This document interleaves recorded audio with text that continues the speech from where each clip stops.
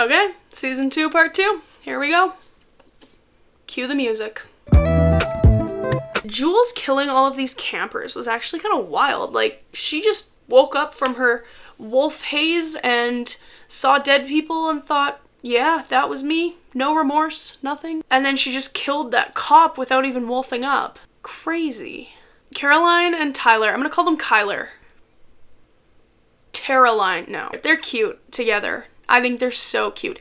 And Tyler in a football jersey?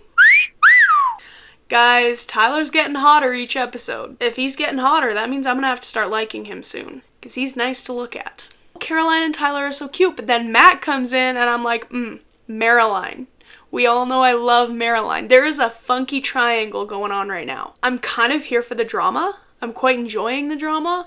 I don't know who she's gonna end up with. At this point, like, I think it could be somebody else. It could be Damon or Stefan. But right now, I'm enjoying it. And then Caroline's like, this can't happen or something like that to Matt. And I'm like, Caroline, yes it can. Girl, just go for it. When Rose started attacking Elena, and then Elena opened the blinds, and it burned Rose because she couldn't be in the sunlight. Why didn't Elena just stay there? Stay in the sunlight? And also, then she goes up and hides in the room and she just decides to leave at one point. I'm like, why don't you just stay there till Stefan or Damon come? Like, what year is this? Does everybody not just have their cell phones in their pockets? Did I miss something? When Tyler kissed Caroline and her response was, everyone needs to stop kissing me, that's kind of funny actually, because she just walks away. Like, she doesn't give any context. I mean, you have two really attractive guys kissing you, Caroline, and I don't know why you're opposed to it, but you do you, girl. During this dream sequence, like, I don't understand Damon was compelling Rose in a dream. We've seen Kathy do it to Stefan, so I get it, but I didn't fully understand or think that Damon had the abilities. Anyways, in this dream sequence, like, Rose had a full glow up. Like, she looked really good. And I was like, why doesn't she look like that in the real world, not the dream world? Just a thought. Today, I think we can officially say that Damon got a heart. But Ian Somerhalder had crazy eyes. Have you ever noticed that? His eyes just like widen out of nowhere. I didn't see Bonnie this episode. I loved it. Maybe she's gonna come back with a crappy haircut again. Who knows? And last but not least, Uncle John Gilbert has returned. For what purpose, we don't know. Let's just get rid of Uncle John Gilbert. I don't want to deal with this storyline. Not here for it. I just looked at the title of the next episode and it's called Daddy Issues. I just know it's about Elena or Caroline or Tyler because all of them have daddy issues. Like, Tyler pushing Caroline seemed really fitting given how he was raised. Mayor Lockwood, I still see you. I don't understand, like, how do you kill an OG? Couldn't they set them on fire? Like, if they burned them down to the bone, how would they regenerate from that? They wouldn't, right?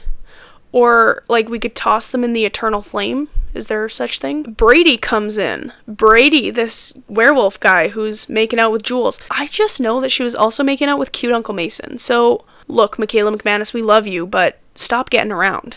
The way that they treated Caroline this episode was ruthless. Who are these werewolves? Who gave them the invitation? You know what? Cute Uncle Mason got himself killed because he was being a jerk, and Damon was like, I don't really want to deal with you anymore. And so he just killed him, which is fine. Murder's not okay. But in this situation, it was basically self-defense. And we had this giant vampire versus werewolf fight. Bingo, Stefan killed somebody. And it's taken us a while, actually. This is episode 12 now. 12 episodes in, and Stefan hadn't killed anybody, but he just killed a werewolf. And we did get a lot of the love triangle this episode, and I was kind of okay with it. Like the Matt, Tyler, Caroline drama.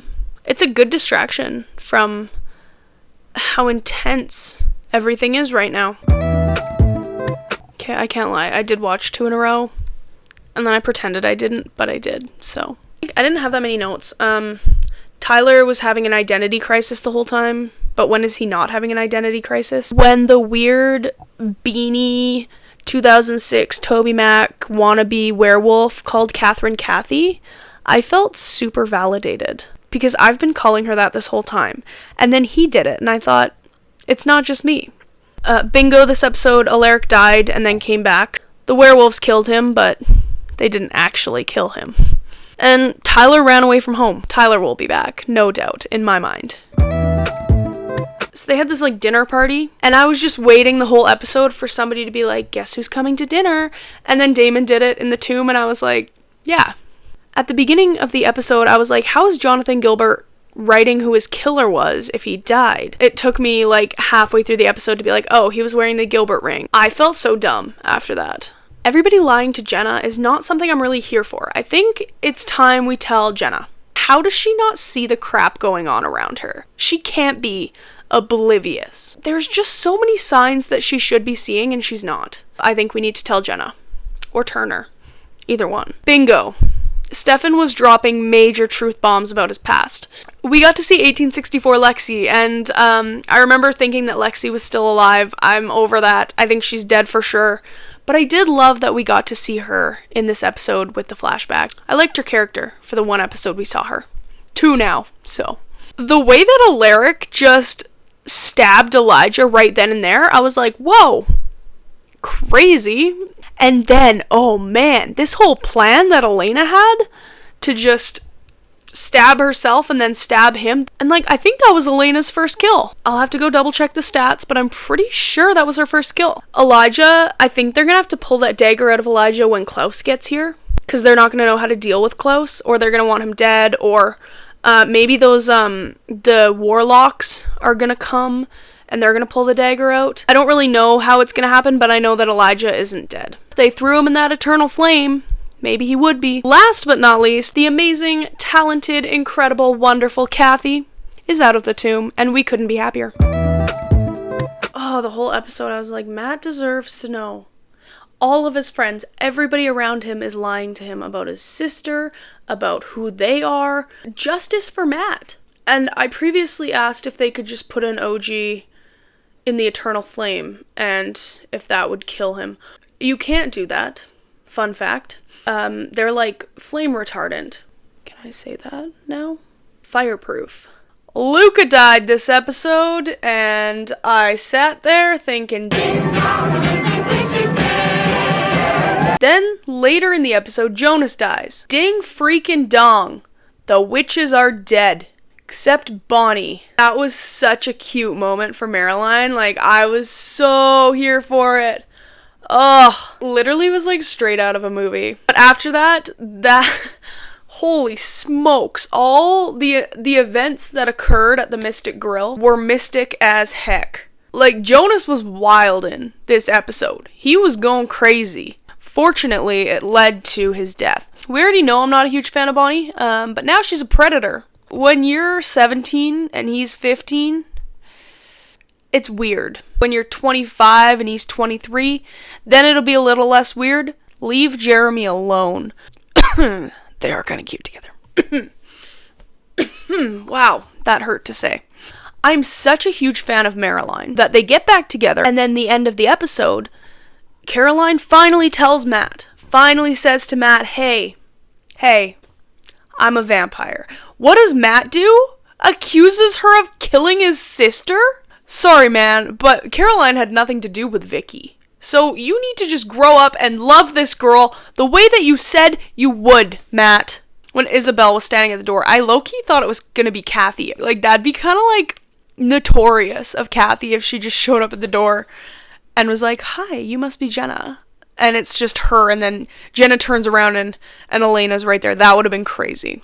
It didn't happen. It was Isabel. And the look in Jenna's eyes, Rick had just told her that Isabel is dead. Hot water, Rick! I am so confused.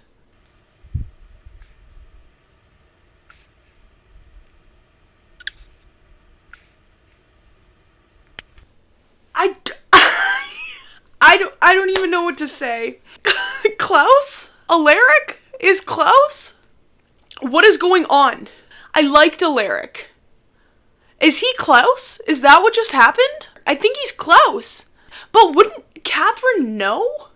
Has she never crossed paths with Alaric? Huh? Honestly, I need a couple minutes to gather myself. So I'm basically gonna try and take this Alaric Klaus thing and put it to the side just while we talk about the rest of the episode. And then I'm going to bring it back, and I'm still going to be confused. Honestly, as a viewer, I feel betrayed. We're putting it aside. Jenna kind of threw like a teenage hissy fit there. Like, I realized she didn't sign up to be a parent, but she can't just go to her room and slam her door now that she is a parent, even though she's like the same age as Elena and Jeremy. I really genuinely wanted to believe that Isabel was gonna help, but I knew she wasn't. I don't know why he thought hiding the moonstone in soap was the best idea.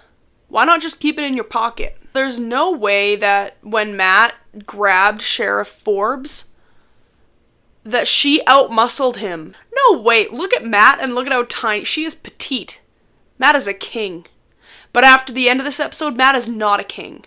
Them betraying Caroline like that is actually the most devious thing I think that's happened on this show. Bonnie's like super powerful now. And I know that that's going to come in handy. I don't love it, but I know it's going to come in handy in the future. If the vampires have super speed, why don't they just run places? Why do they keep taking cars? Maddox is, he's a witch. I don't like him because he's a witch, but what can you do? Hope that he dies. We have a bingo because a parent or guardian did die. Isabel's dead, which is great because now we don't have to deal with her. Klaus technically was responsible for that death, but it's fine. I think Matt is genuinely heartbroken. I want to see her file. I want to see how you covered up that she was killed by a vampire. I don't know if I want to touch on this subject. I do actually genuinely believe Uncle John Gilbert wants to help now. I'm sold on that. I have so many questions. Doesn't Elijah know what Klaus looks like? At the dinner party, wouldn't Elijah have looked at Alaric and been like, oh, what up, Klaus? And also, if a vampire uses that ash sword stabby dagger thingy on another vampire, they die, but Alaric used it on Elijah and he didn't die. So does that mean that Alaric isn't Klaus? I'm so lost. I think I'm just gonna go watch the next episode and we can maybe sort out some of this confusion I'm having. I kind of freaked out last episode. So the problem is that I thought Alaric was Klaus this entire time. That would have been so good, right? Like, that would have been really, really good. That wasn't the case. We found out that Klaus is using Alaric. But I didn't know that, and they did a really good job of the misdirect. I'm sorry for spending so much of your time overreacting. I'm over it now. I'm gonna call them Click. Klaus Rick. Click just walked into the house, like, no problem, without being invited in. I'm just genuinely confused at this point. We had a couple chuckles, though, this episode, mostly from Jeremy. Let me just quote it here. You know, I don't have the best luck in the girlfriend department.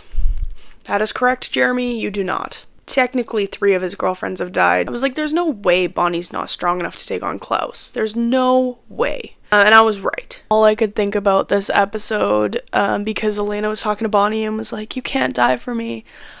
All I could think about was, what is it? He's going to sacrifice himself. No, you can't. There must be another way. Do you want to stop Snape from getting that stone or not?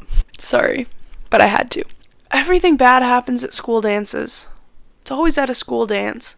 I mean, hats off to Nina Dobrev. Her acting is incredible. I think, like, she doesn't get enough recognition, and even the guy that plays Alaric, we're not giving people enough credit here.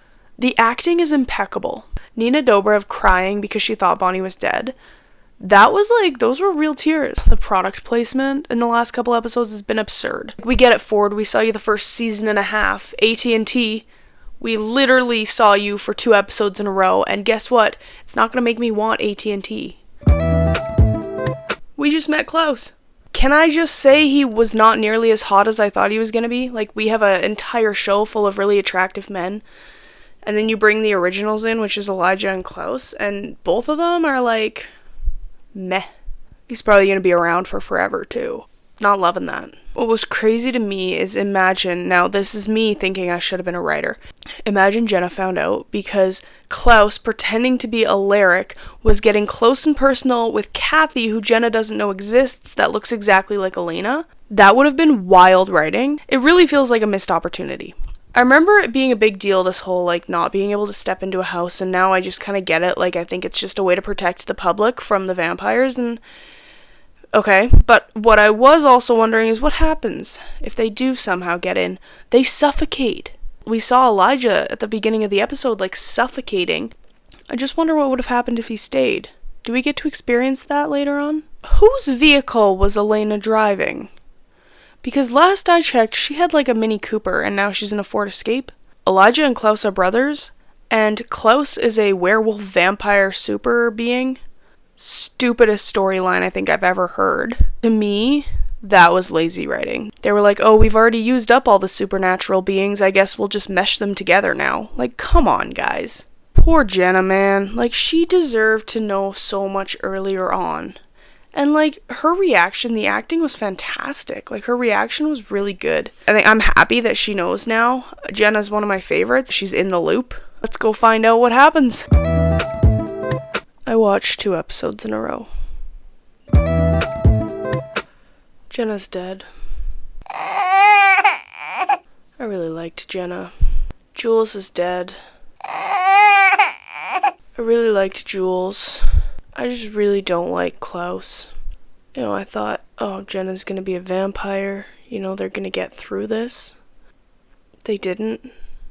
And I thought, yeah, it's gonna be Tyler. It's not gonna be Jules. But it was Jules.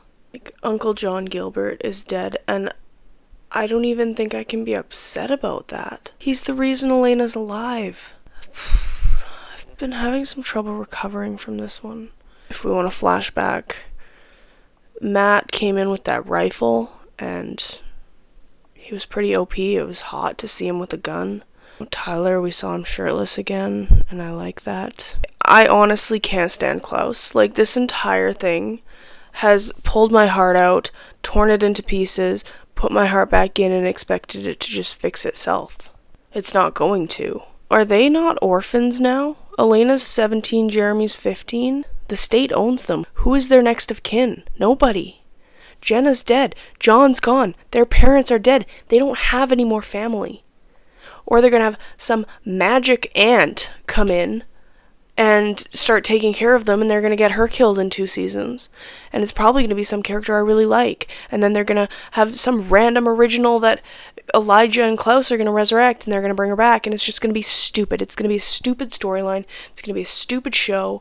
And it's all just gonna be so dumb. Like, why did they have to do this? If Jenna had known sooner, she wouldn't be dead. She wouldn't have walked out of that house. She would have been in the safe house with Jeremy and Bonnie. Why? I don't even want to watch the next episode. I will never emotionally recover from this. This broke me. It really did.